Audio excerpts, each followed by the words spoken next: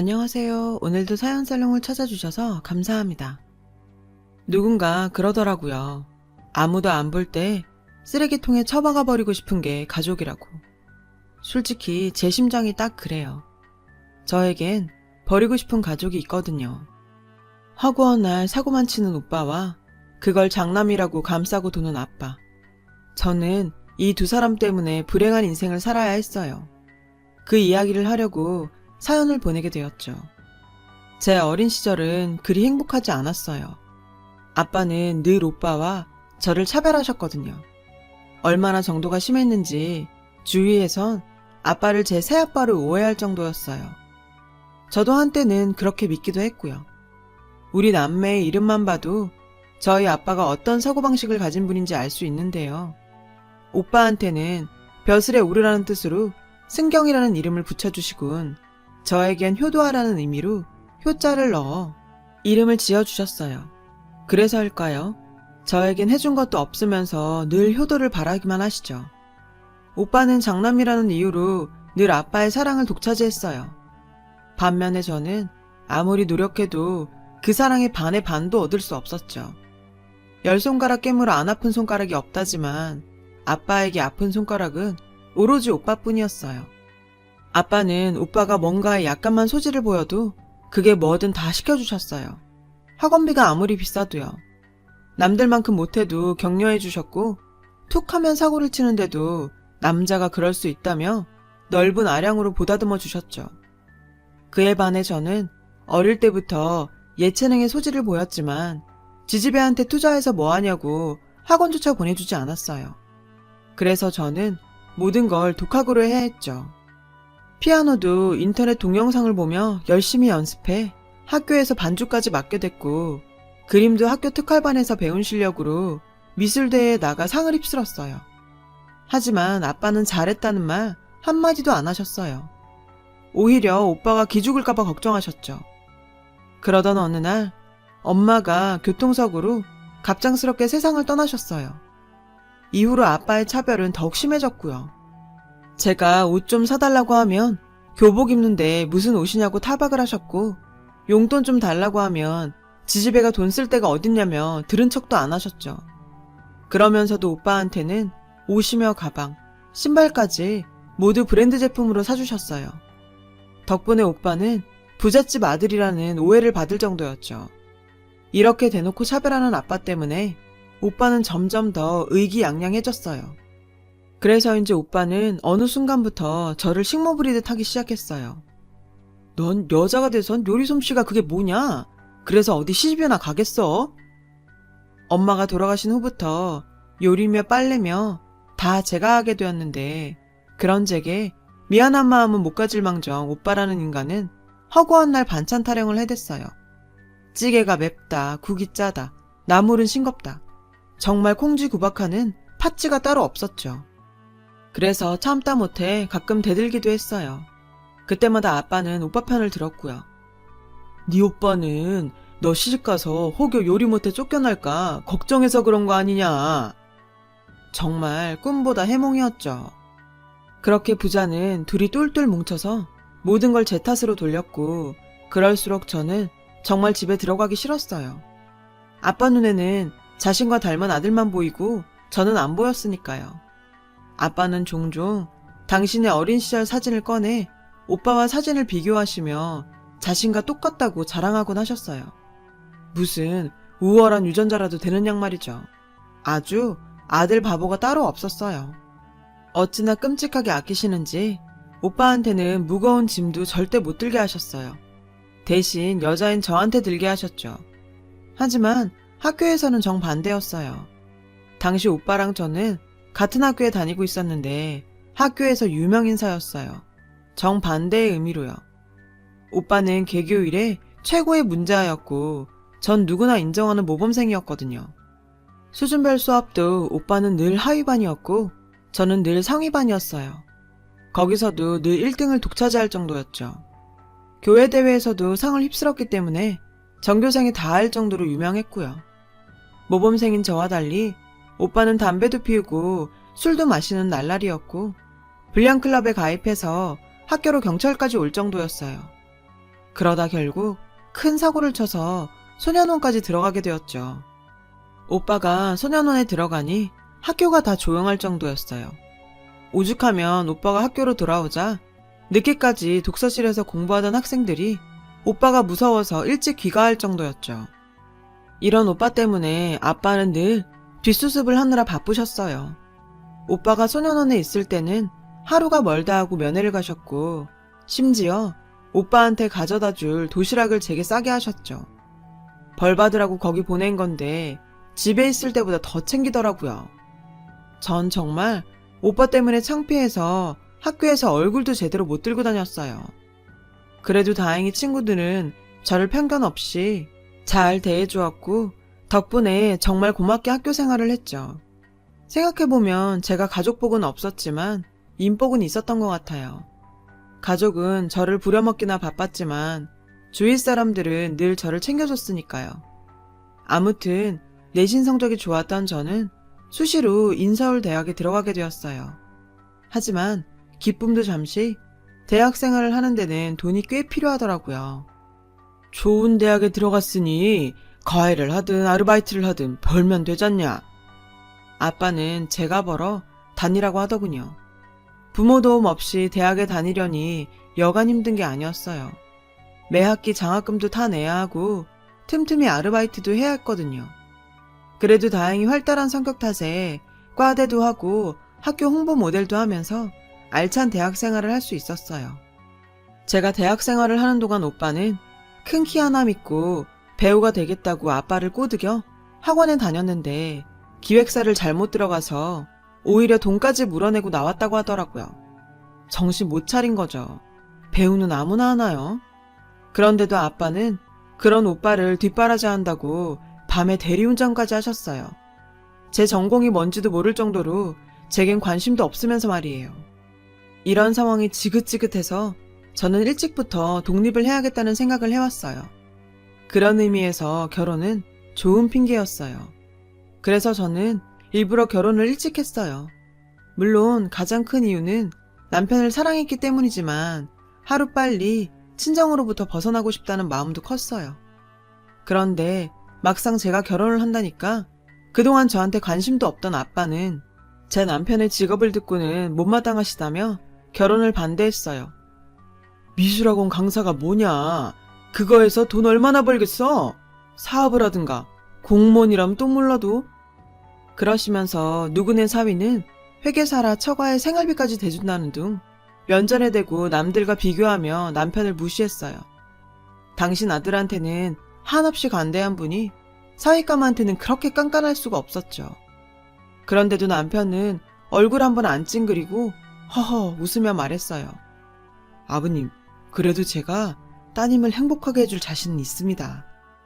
솔직히 시댁 형편도 어렵고 남편의 벌이도 변변치 않았지만 그날 끝까지 아빠의 비위를 맞춰주는 남편의 인품에 반해서 저는 결혼을 결심했어요. 우리 집 남자들하고는 너무 달랐거든요. 그때였어요. 야, 내 친구들 좀 데려가도 되지? 오빠는 동생 결혼식에 축의금은커녕 소년원에서 알게 된 친구 30명을 데려와 공짜로 밥을 먹이겠다지 뭐예요. 그리고는 결혼하더라도 생활비를 계속 대줘야 한다며 억지를 쓰더라고요. 정말 결혼하는 순간까지도 제 등골을 빼먹으려는 오빠를 보곤 할 말을 잃었어요. 그렇게 전 결혼을 하게 되었어요. 양가의 도움 없이 우리 힘으로 시작하는 결혼이었기에 넉넉하지는 않았지만 저는 태어나서 처음 행복이라는 걸 느낄 수 있었어요. 저를 딸처럼 예뻐해 주시는 시부모님 덕에 가족이 어떤 건지도 처음 알 수 있었고요. 시댁에서는 명절에 시아버님과 남편, 도련님까지 모두 함께 음식을 만들었고 저에게 가족이라는 이름으로 희생을 강요하지도 않았어요. 오히려 제게 늘 고마워했죠. 그런 대접을 처음 받아본 저는 처음엔 얼떨떨했어요. 아들 생일은 며칠 전부터 난리 법석 떨며 챙기면서 딸 생일은 무심히 넘어가는 아빠 밑에서 자라다 보니 저를 향한 시댁 식구들의 관심과 칭찬이 어색하고 신기했으니까요. 그렇게 친정에서 못 받은 사랑과 관심을 받으며 행복해하던 어느 날 아빠한테 오빠에 대한 이야기를 듣게 되었어요. BJ한테 빠져있던 오빠가 회사 돈을 횡령했다는 거예요. 무리하게 그 여자에게 지원을 하다가 3억 빚을 지게 되었다나요. 진짜 가지가지한다. 옛날부터 예쁜 여자만 보면 그렇게 사족을 못 쓰더니 이젠 하다하다 알지도 못하는 여자 꼬시라고 남의 돈까지 훔쳐? 한심하다 한심해. 그냥 나가서 콱 죽으라고 해요. 오빠가 감옥 가게 생겼다며 비통해하는 아빠한테 저는 독한 말을 쏟아부었어요. 오빠가 그렇게 된 데는 아빠 탓도 크다고 생각했으니까요. 그때였어요. 이왕 이렇게 됐니 수습은 해야 하지 않겠냐. 네가 대출이라도 받아서 네 오빠 빚 좀 갚아줘라. 명색이 여동생인데 그 정도는 할 수 있잖니. 맙소사. 몇백도 아니고 몇 억을 갚아달라니 이게 말이 돼요? 아빠 미쳤구나. 내가 재벌도 아니고 그 큰 돈을 어디서 구해. 그리고 내가 왜 그래야 되는데? 아빠도 제발 정신 좀 차려. 아빠가 매번 뒷수습 해주니까 그 인간이 정신 못 차리고 저러고 사는 거라고. 그리고 아빠도 양심 있으면 나한테 전화해서 돈 해달라고 이러면 안 되지. 우리 그이가 인사하러 갔을 때 아빠가 뭐라 그랬어? 사람 면전에 대고 가난하다고 무시했던 거 기억 안 나? 그런데 뭐? 3억을 해달라고? 아, 이럴 때 딸 덕 좀 보려고 그렇게 부잣집에 시집가라고 난리친 거야? 그런데 어쩌지? 우린 아직 집도 차도 없는 빈털털인데? 돈은 아빠가 더 많잖아. 지금 살고 있는 집 팔아서 오빠 빚 해결하면 되겠네. 저는 아빠랑 다시 보지 않을 생각으로 매정하게 쏘아붙였어요. 그리고는 뒤이어 쏟아진 아빠의 욕도 듣지 않고 전화를 일방적으로 끊었어요. 그날 이후 저는 전화번호도 바꿨어요. 물론 남편 번호까지 다요. 그동안 계좌이체했던 아빠 생활비도 가차 없이 끊었고요. 드디어 호구 생활을 청산한 거죠. 나중에 친척들한테 들어보니 아빠는 제 말대로 집을 팔고 작은 월세집으로 이사를 가셨고 남은 돈으로 오빠 빚을 갚아주셨다나 봐요. 참 눈물겨운 자식 사랑이죠.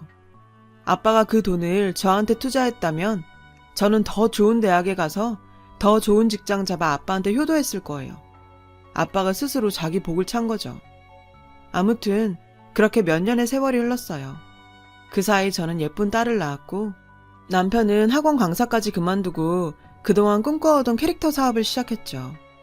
처음 얼마 동안은 수입이 없어서 제가 뒷바라지를 해야 했지만 1년쯤 지나 투자자가 나서서 기사 회생을 했죠. 하지만 투자를 받았다고 해서 다 끝난 게 아니더라고요. 남편 회사가 워낙 작은 회사다 보니 제대로 홍보가 안 돼서 제품이 출시된 사실을 아무도 몰랐다는 게 문제였죠. 안 되겠다 싶어서 저는 유명 백화점을 돌며 남편 회사에서 만든 제품을 직접 홍보하기 시작했어요. 이후 인스타, 트위터, 페북에 블로그까지 개설해 남편 회사 캐릭터를 홍보했죠. 하지만 노력한 거에 비해 성과는 거의 미미하다시피 했어요. 그러다 결국 투자금까지 뱉어내야 하는 상황까지 이르게 됐죠. 그런데 사람이 죽으란 법은 없더라고요. 코엑스에서 하는 행사에 참여했다가 생각지도 못한 귀인을 만나게 된 거예요. 똑소리 나게 살림 잘하기로 소문난 유명 배우가 글쎄 남편 회사 제품을 싹쓸이 하다시피 사갔지 뭐예요. 지인들 선물로 준다나요? 암튼 얼마 뒤 그분이 출연 중인 예능 프로그램에 그날 구입해간 저희 제품이 노출이 됐고 그 바람에 포털 사이트에 실시간 검색어에 오르내리면서 엄청난 반응을 얻게 된 거예요. 쏟아지는 주문 공세에 그야말로 하루아침에 대박을 치게 된 거죠. 그렇게 그 배우 덕에 저희 남편 회사 제품은 홈쇼핑까지 진출할 수 있었어요. 상황이 그렇게 되고 보니 뒤늦게 예전에 제가 올렸던 블로그며 인스타까지 덩달아 역주행을 하게 되었고 그 바람에 판매량은 더 늘어갔어요. 그렇게 호되게 돈벼락을 맞자 사는 맛이 나더라고요. 왼수 같은 아빠와 오빠가 찾아오기 전까지는요. 이사간 저희 집 주소를 어떻게 알았는지 불쑥 찾아왔더라고요. 하필 딸 앞이라서 돌려보내지도 못하고 집으로 들였죠. 그랬더니 들어오자마자 그동안 우리 사이에 아무 일도 없었다는 듯 제 딸을 보고 예쁘다는 둥, 용돈을 준다는 둥 호들갑을 떨더라고요. 저는 남편과 딸을 내보내고 얘기를 시작했어요. 우리 안 보고 살기로 한 거 아니었나? 무슨 바람이 불어서 날 찾아왔어? 전보다 주름이 깊고 헬쓱해진 아빠의 얼굴이 마음에 걸렸지만 그렇다고 순순히 받아줄 수는 없었어요. 제가 약한 모습을 보였다가는 또다시 호구로 잡힐 수도 있겠다는 불길한 예감이 들었거든요. 칼바람처럼 차가운 제 태도에 두 부자는 당황한 기색이었죠. 부자는 서로 눈빛을 주고받더니 갑자기 제 앞에 무릎을 꿇더군요. 내가 다 잘못했다. 나 혼자 애 둘을 키우려니 정신이 없어서 딸내미한테 신경도 못 썼구나. 이 못난 애비를 용서해라. 저는 예상치 못한 전개에 당황했어요. 아빠한테 무슨 짓이냐며 일어나시라고 했죠. 그랬더니 제가 용서했다고 착각을 했는지 오빠는 기다렸다는 듯 찾아온 용건을 털어놓았어요. 소식 들었어. 돈 좀 벌었다며? 그 좋은 소식을 가족끼리 나눠야지. 왜 연락도 안 했냐, 가족끼리. 다들 네 소식 듣고 부러워하더라. 오빠 표정을 보니 날 찾아온 이유가 뻔히 보이더라고요. 그럼 그렇지. 돈 냄새 맡고 여기까지 온 거구나. 시간 끌지 말고 본론부터 말해. 여기까지 온 이유가 뭐야? 설마 또 사고치고 나한테 수습해달라는 건 아니겠지? 저는 아무 생각 없이 툭 던진 말인데 제 말이 끝나자 두 부자는 도둑질하다 걸린 사람들처럼 놀라더라고요. 순간 오빠가 인상을 팍 썼어요. 아빠는 오빠 눈치를 보다가 얼른 나섰죠. 이놈이 그래도 지가 장남이라고 집안 살려보겠다고 아등바등 하다가 그만 일이 커졌지 뭐냐. 차마 말을 잇지 못하는 아빠를 보며 저는 기가 막혔어요. 왜? 이번에도 BJ한테 별풍선 쐈어? 아님 카지노에서 돈을 잃었나? 저는 화를 참으며 비아냥거렸어요. 그랬더니 꼴에 오빠라고 제 말투가 참기 힘들었는지 자리를 박차고 나가버리더라고요. 아빠는 그래도 끝까지 남아서 저한테 두 손 싹싹 빌며 사정을 했죠. 집 다시 찾아주겠다고 주식에 손을 댔다가 사채까지 썼지 뭐냐. 이달까지 6억 못 갚으면 네 오빠는 죽은 목숨이다. 아빠는 마치 곡을 하듯 바닥을 치며 우셨어요. 집이고 차고 다 팔고 가진 것도 없는데 일을 어쩌냐. 저 자식 저러다 스스로 목숨이라도 끊는 건 아닌지 모르겠다. 어젯밤에는 꿈에 내 엄마가 찾아와선 네 오빠 걱정에 울기만 하더라. 이제는 돌아가신 엄마까지 팔아 어떻게든 동정심을 끌어내려고 난리더군요. 하지만 저는 눈 하나 깜빡 않고 말했죠. 아빠, 이젠 하다하다 죽은 아내까지 팔아? 아빠는 하나도 안 변했네. 여기까지 찾아올 시간이 있었으면 덜 떨어진 아들 교육이나 시키지 그랬어. 부모 집 사주겠다는 놈이 열심히 일해서 돈 벌 생각은 않고 주식에 손을 대? 그게 제정신 박힌 놈이냐고. 그런 놈을 또 도와달라고? 싫어. 돈이 썩어 나가도 그런 짓은 절대 안 해. 아빠가 뭔가 착각하는 모양인데 오빠 저렇게 된 거 아빠 잘못이 제일 커. 아빠가 지금껏 오빠를 망가뜨렸다고. 한 번만 더 오면 경찰에 신고할 테니까 당장 저 인간 데리고 내 집에서 나가. 저는 발악하며 소리쳤어요. 제 말에 아빠는 노여운 눈빛으로 저를 쏘아부셨어요. 잘 생각해봐라. 그 돈 죽을 때 싸가지고 갈 것도 아닌데 혈육이 죽게 생겼다는데도 네가 모른 척한다면 나중에 얼마나 죄책감이 들겠니? 다 지를 위해서 이러는 것도 모르고 괘씸한 것. 고양이 쥐 생각해주고 있네. 어떻게 아빠가 내 앞에서 죄책감이란 소리를 해? 아빠는 양심도 없어? 아빠가 효도하라고 나한테 지어준 그 그지 같은 이름 나 싹 바꿨어. 그러니까 나한테 효도 바라지 마. 그깟 6억? 나한테 큰 돈도 아니야. 근데 나 절대 안 해줄 거야. 왜냐고? 난 더 이상 당신들 호구가 아니거든. 아빠도 정신 차리고 오빠랑 인연 끊어. 이게 딸로서 해주는 마지막 충고야. 저는 놀라서 입을 딱 벌리고 있는 아빠를 마치 팔이 내쫓듯 밖으로 내몰고 현관문을 잠궜어요. 얼마 뒤 들려온 소문에 의하면 오빠는 이후로도 아빠 인감을 위조해서 카드 대출 사기를 벌이다 교도소에 들어갔고 아빠는 막노동을 하며 하루 벌어 하루를 살고 있다고 하더군요. 친척들은 저보고 아빠 좀 도와주라고들 하는데 저는 절대 그러지 않을 거예요. 가족이라는 이름으로 평생 내 인생을 망가뜨린 그들에게 저는 외면이라는 벌을 내릴 생각이에요. 세상에서 가장 가까운 가족에게 벌어지는 느낌이 어떤 건지 똑똑히 느낄 수 있도록 말이죠. 적어도 인간이라면 자신이 지은 죄에 대한 벌은 온전히 받아야 한다고 생각하니까요. 지금 옆에 있는 가족들에게 의무와 희생을 강요하지 마시고 서로 소중히 생각하시는 행복한 삶 되셨으면 좋겠습니다. 저도 지금의 제 가족 소중히 여기겠습니다. 지금까지 제 이야기를 들어주셔서 고맙습니다. 여러분, 사연 댓글에 응원과 현명한 조언 부탁드려요. 좋아요와 구독은 저에게 큰 힘이 됩니다. 오늘도 좋은 일 가득하세요.